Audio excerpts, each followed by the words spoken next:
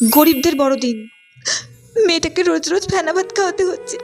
একটু যে ডাল ভাত রান্না করে দেবো সে ক্ষমতাও নেই। ঘরে তো শাকসবজি কিছুই নেই, আর চালটাও ফুরিয়ে এসেছে। ওর বাবা তো ভ্যান নিয়ে যাচ্ছে, কিন্তু একটা টাকাও রোজগার হচ্ছে না কদিন থেকে। দিদিমণির কাছ থেকে তো 1,000 টাকা ধার নিয়েছি, কি করে যে শোধ দেবো।